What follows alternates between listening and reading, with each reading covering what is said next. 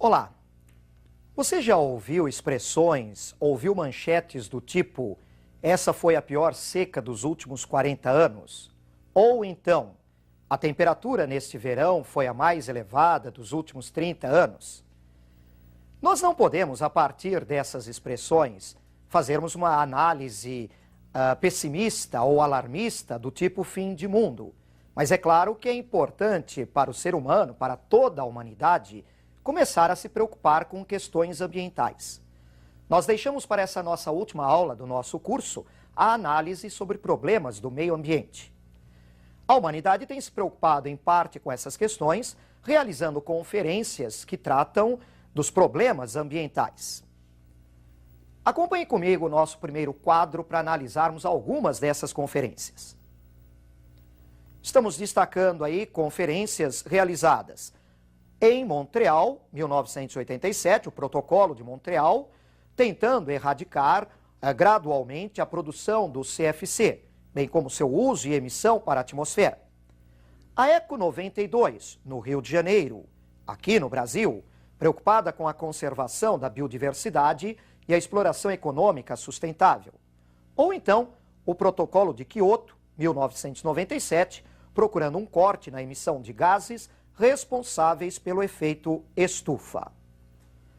Nós apresentamos alguns exemplos de conferências, outras têm sido realizadas. É claro que nessas conferências são discutidas medidas ou projetos para cuidar desses problemas e evitar um agravamento dos mesmos. Vamos observar então um próximo quadro com algumas dessas medidas. Vejam. Medidas necessárias para cuidar melhor do meio ambiente. Primeiro, compatibilizar o crescimento da economia e a proteção ambiental. Claro que a humanidade precisa desse crescimento econômico para gerar riquezas que satisfaçam as necessidades humanas. Muitas pessoas no planeta são muito pobres e sequer têm como viver direito. Mas não podemos pensar apenas no crescimento da economia. Temos que cuidar da proteção ambiental. Temos que pensar na promoção do ecodesenvolvimento. O desenvolvimento da economia com responsabilidade, sem comprometer a biodiversidade, os recursos naturais para gerações futuras. Precisamos resolver o conflito entre o norte rico e o sul pobre. Os países ricos do norte e os países pobres do sul se acusam mutuamente quanto às questões de poluição, de degradação ambiental, e um tenta transferir para o outro a responsabilidade dos cuidados com o meio ambiente. Precisamos também estabelecer metas e prazos para reduzir a emissão desses poluentes. Algumas coisas têm sido feitas, por exemplo, a preocupação com a emissão do CFC, causador do problema do buraco na camada de ozônio, ou dos gases que provocam o efeito estufa. Vamos analisar agora particularmente alguns problemas de comprometimento ambiental, de destruição do meio ambiente. Acompanhe comigo então mais um quadro. A poluição das águas. As águas do planeta, sejam continentais ou oceânicas, vêm sendo seriamente comprometidas. É um dos maiores problemas que a humanidade deverá enfrentar neste século XXI. Poluição pela emissão de esgotos diretamente em rios, represas, os vazamentos de petróleo que preocupam muito, o despejo de lixo em locais inadequados, o uso indiscriminado de agrotóxicos ou o de mercúrio nos garimpos, produtos químicos que acabam contaminando as fontes de água. Não são apenas as águas do planeta que vêm sendo contaminadas ou prejudicadas. Temos outros exemplos para analisar. Siga comigo então em mais um quadro. Agora nós estamos observando o comprometimento dos solos, também fundamentais para o ser humano, para a prática da agricultura.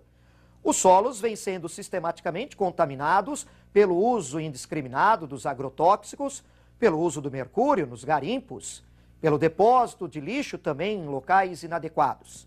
E um problema muito grande em vários locais no planeta é o problema da desertificação.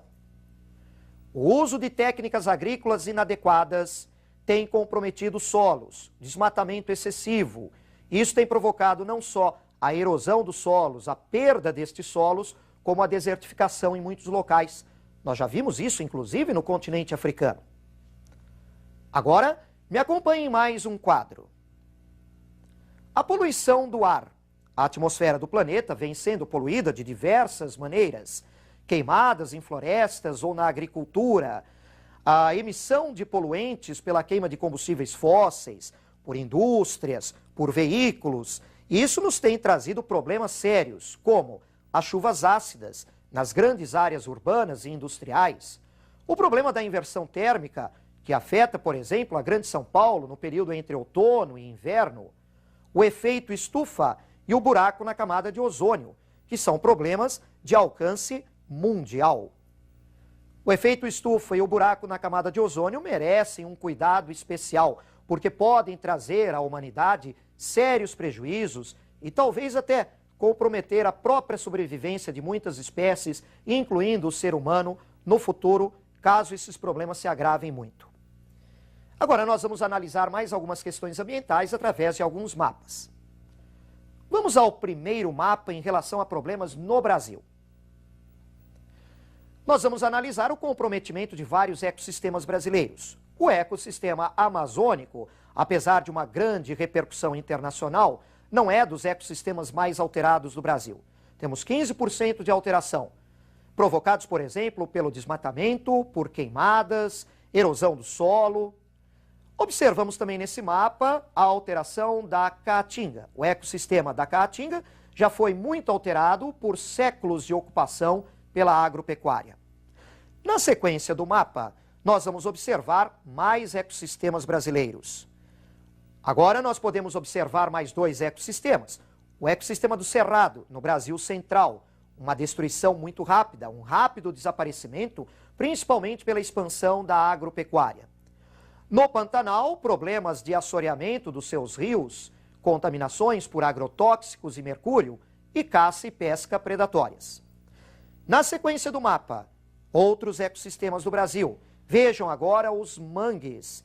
Os mangues constituem um ecossistema muito prejudicado no litoral pelo processo da urbanização, a poluição por esgotos e vazamentos de petróleo e a exploração predatória de seus recursos. Mais uma vez, observando a sequência do mapa, nós vamos agora conferir o ecossistema da Mata Atlântica, 93% de desmatamento, devido à exploração da própria madeira, à expansão da agricultura, expansão urbana e industrial.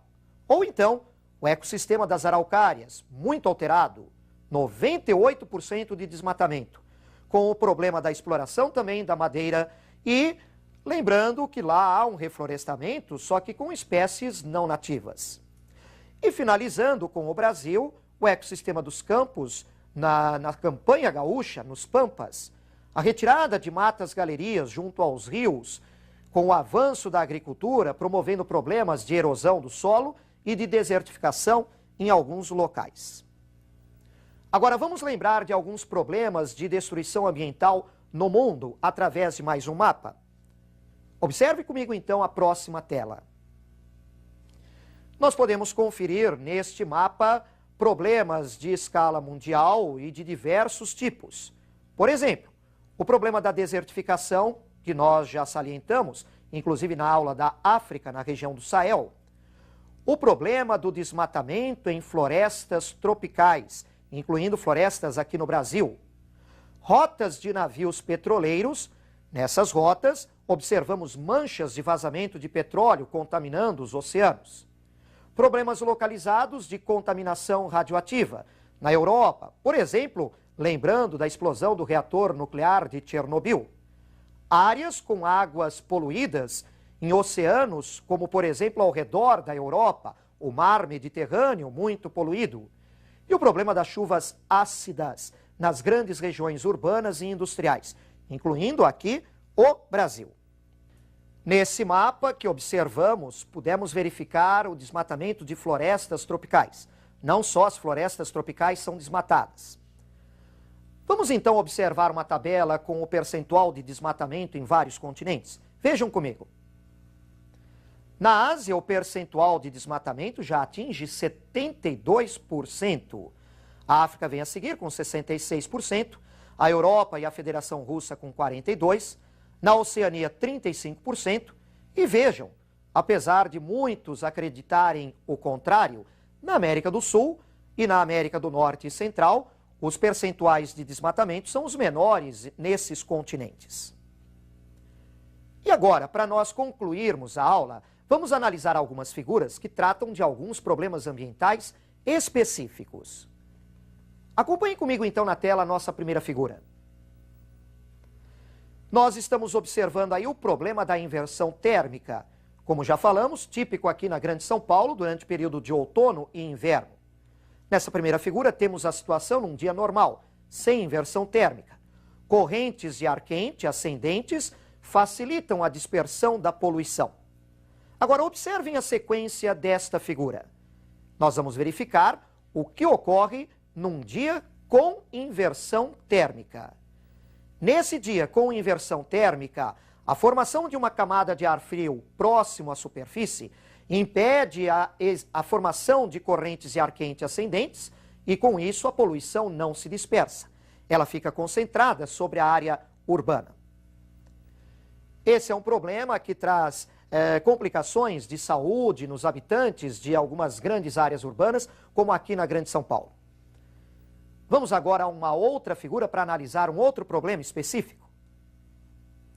Vejam agora, estamos trabalhando aí com o problema da perfuração, da abertura da camada de ozônio.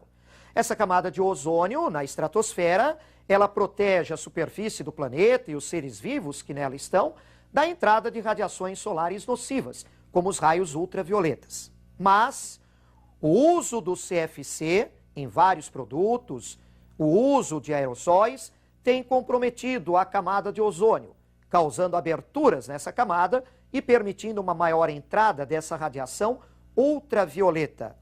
Isso pode trazer consequências desastrosas em vários ecossistemas e até mesmo para a própria saúde do ser humano.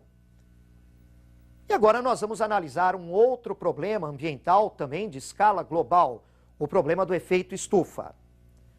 Você vai acompanhar comigo então a próxima tela com mais um desenho. Observem comigo. Nesse desenho que está mostrando para vocês o problema do efeito estufa, podemos observar que as queimadas em florestas ou na agricultura, a emissão de gases poluentes por veículos, por indústrias, acaba jogando muito material na atmosfera que dificulta a dispersão da radiação solar recebida pela Terra e refletida pela superfície.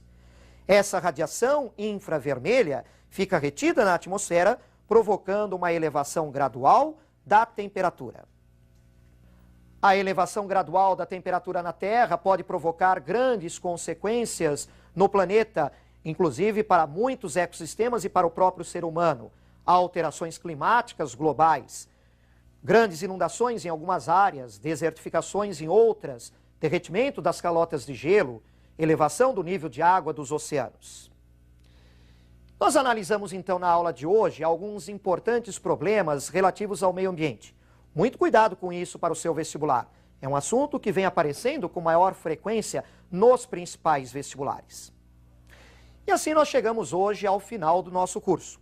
Claro que hoje eu não vou dizer que eu te espero na nossa próxima aula, mesmo porque eu tenho plena segurança, confiança de que você vai se sair muito bem no seu vestibular. Muito obrigado por ter nos acompanhado durante todo esse curso e uma boa prova para você.